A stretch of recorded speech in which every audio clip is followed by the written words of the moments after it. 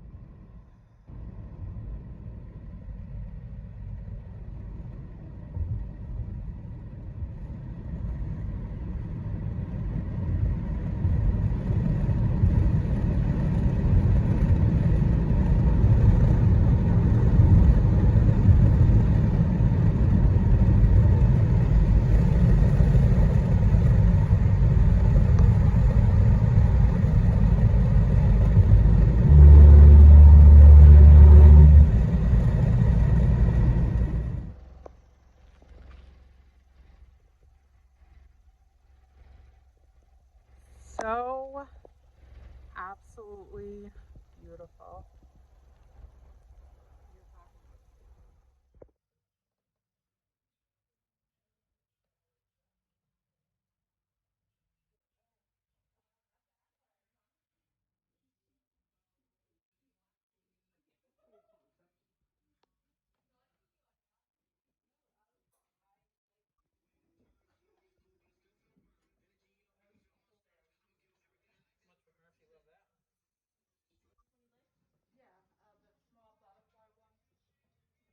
Those like the you saw in the bus. Yeah, I want the unicorn one.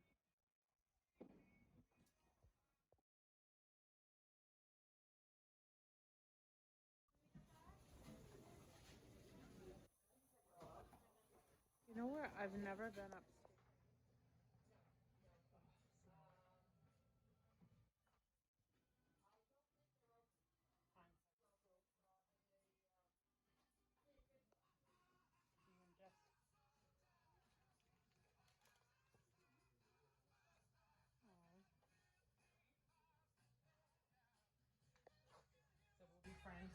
until we're old and senile, and then we'll be friends again.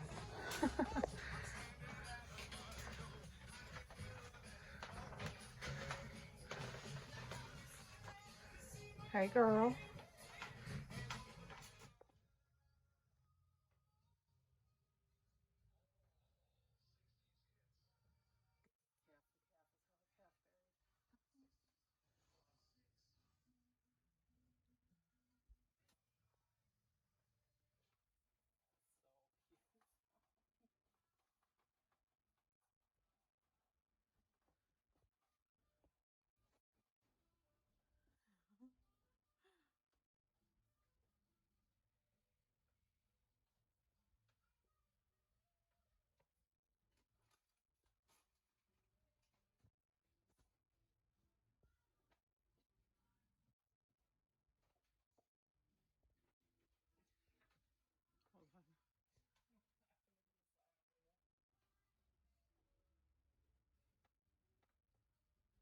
Oh, I love the Sasquatch things. That's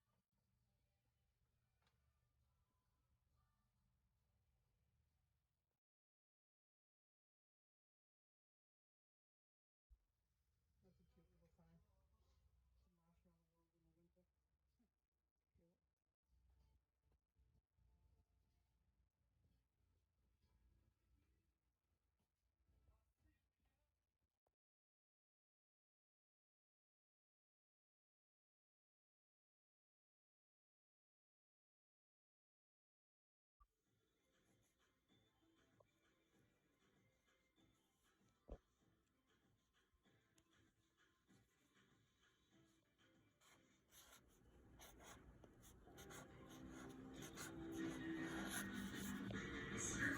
Now turn it to me.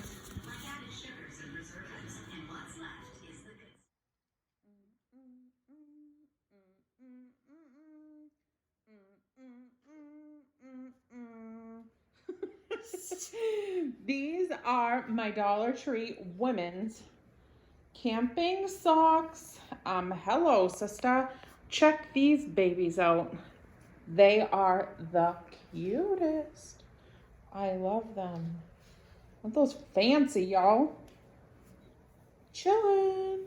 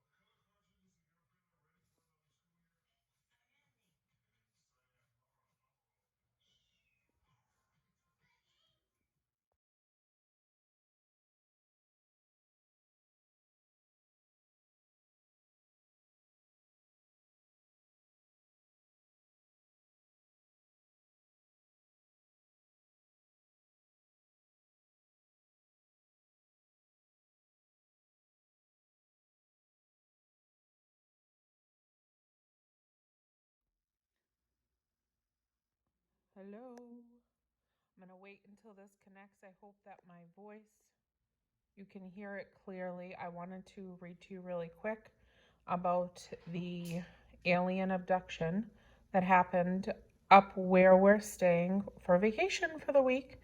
Happened in 1961 to this couple right here, Betty and Barney Hill.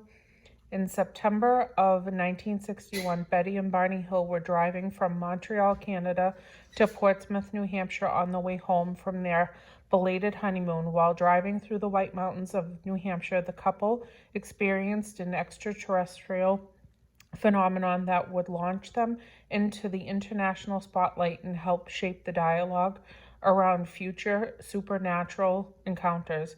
Betty and Barney Hill both worked long hours in Portsmouth. Betty was a social worker who handled child welfare cases, and Barney was a postal worker who often drove 60 miles a day and worked the night shift. In addition to the full-time jobs, the couple also volunteered frequently. As an international couple, before those unions were fully accepted, the Hills were passionate about advancing the civil rights movement. They volunteered at their local church and were both members of the NAACP. After deciding to take a well-deserved break, the Hills planned a spontaneous road trip from Montreal to Niagara Falls. Though the couple had been married for 16 months, they had never been on their honeymoon and viewed their trip as the opportune time. They got in their car and impulsively left for the 3-day trip without even stopping by the bank to get extra money. On that last night of their trip, the Hills departed a diner in Vermont around 10 p.m., hoping to make it back to Portsmouth around 2 a.m. However, as they drove, they noticed a bright light in the sky that appeared to be following them. With every mile they drove, the light grew bigger and brighter. As a World War II veteran and a plane enthusiast, Barney Hill did not think much of the light at first. As it was the middle of the night, he figured the light could not be coming from a commercial plane or a helicopter and was assumed it was just a satellite that had gone off course. Nonetheless, the light continued to follow them even as they drove through the winding roads of the White Mountains. Sometimes the light would move behind the trees and disappear, only to reappear moments later. Eventually, the couple grew so curious that they decided to pull over and investigate. Through a pair of binoculars, Betty realized that the light was not a satellite and was actually some sort of object spinning in the air, presumably a flying saucer. Barney also grew concerned. As a pragmatic, intellectual man, he was skeptical of any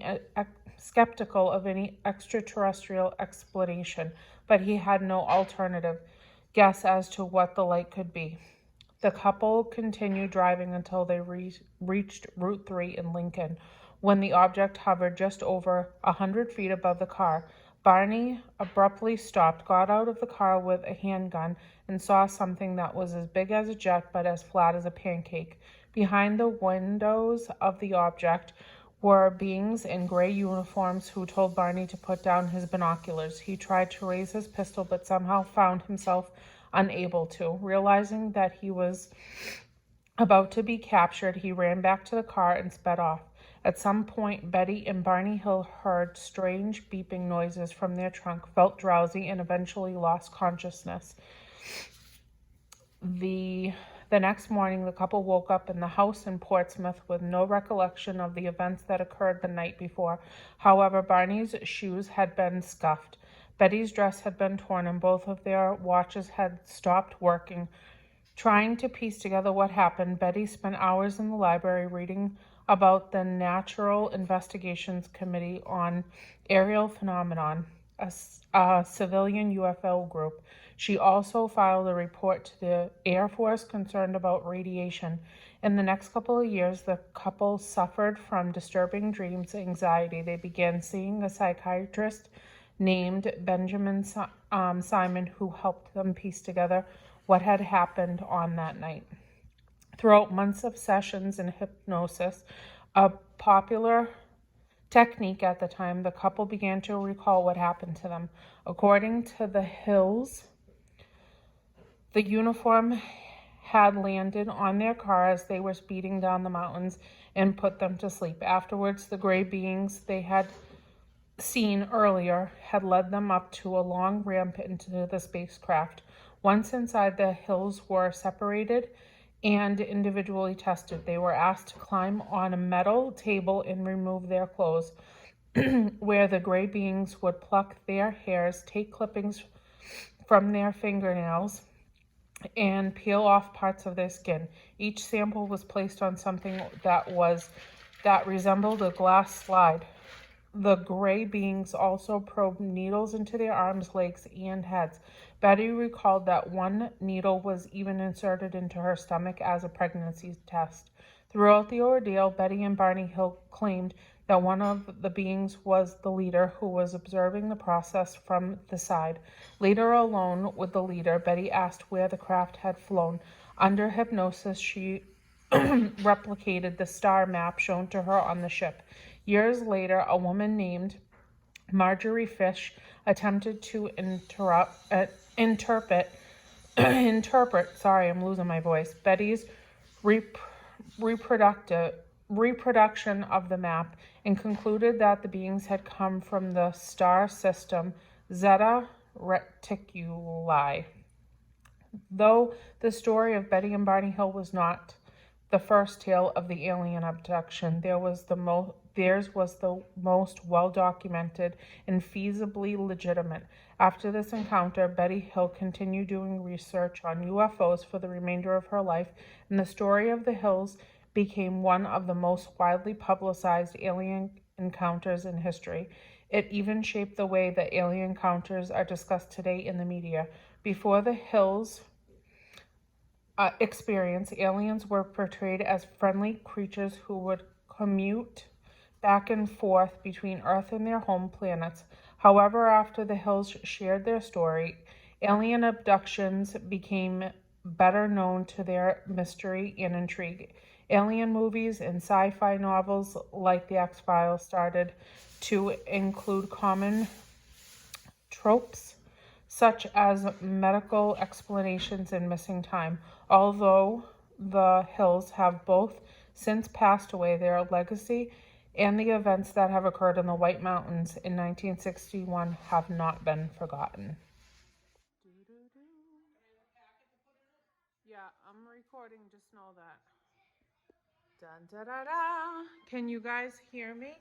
This is evening number 3. We're kind of just doing it crazy, wild, do your own thing style. We have all of our beauty care stuff laid out from the Dollar Tree that I've been picking up over time for us to finish dinner and then start pampering ourselves.